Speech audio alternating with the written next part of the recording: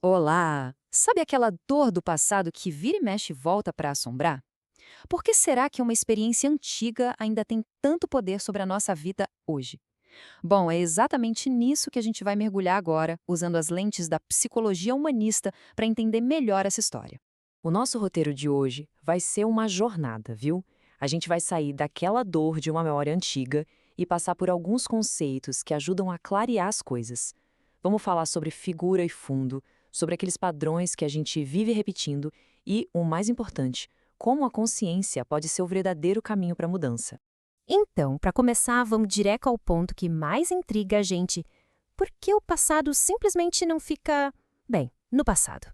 Essa é uma pergunta que, nossa, todo mundo já se fez, né? Pode ser uma rejeição, uma perda, uma situação de violência que aconteceu anos, talvez décadas atrás, mas que, em certos momentos, a dor parece tão viva, tão fresca, como se tivesse acontecido ontem. O que explica essa persistência? E aqui está o pulo do gato.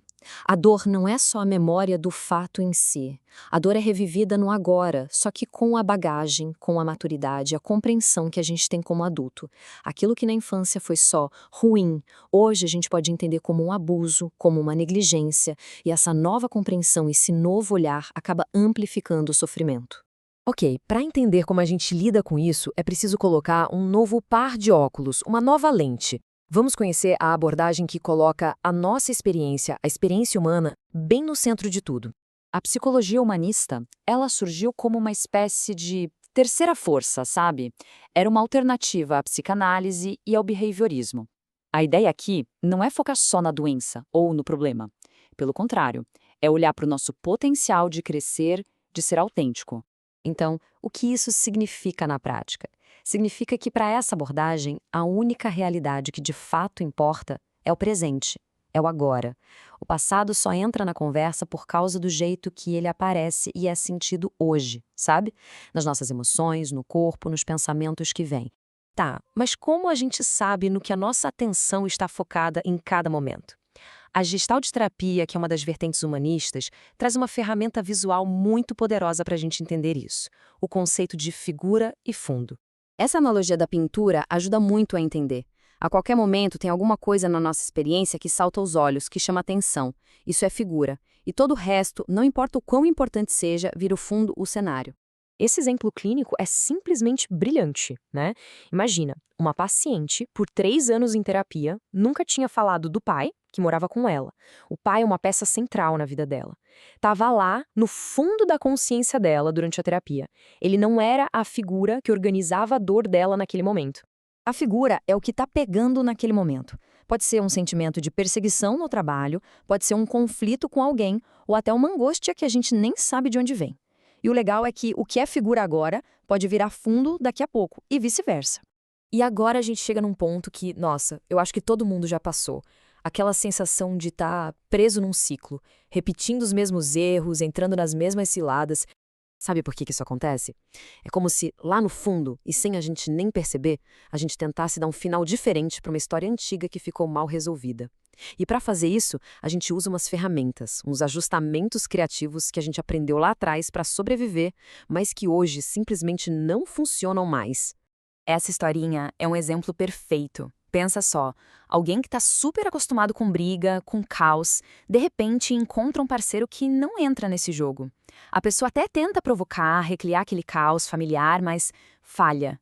A resposta calma do outro quebra o ciclo e força uma nova percepção. Opa, talvez o padrão de comportamento esteja em mim e não no outro. E essa frase, nossa, ela é o momento em que a chave vira.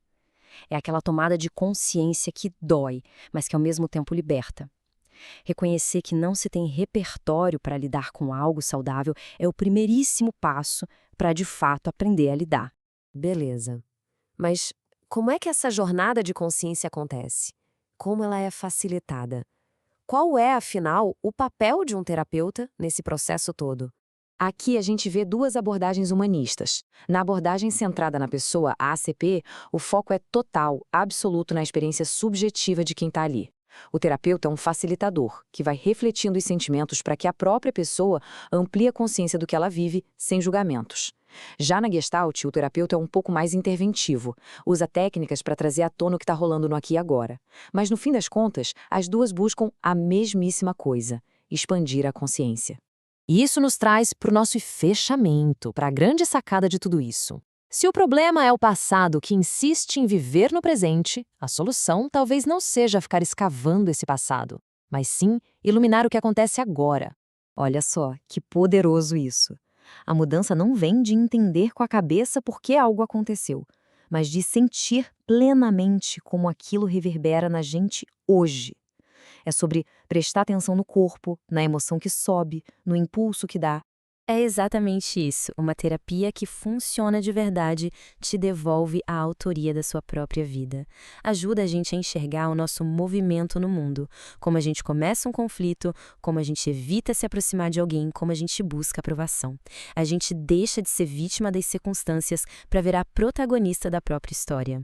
E é aí que está o poder da consciência. Quando a gente percebe um padrão que era automático, ele deixa de ser automático. E é nesse espacinho que se abre, nesse milissegundo, que surge a liberdade de escolher uma resposta diferente, de não repetir a tal gestalt inacabada mais uma vez. Para a gente encerrar, fica a reflexão. Depois de todo esse papo, o que se destaca agora? Que sentimento, pessoa ou situação está aí capturando a atenção e organizando a sua realidade neste exato momento? A resposta para essa pergunta pode ser um ótimo ponto de partida.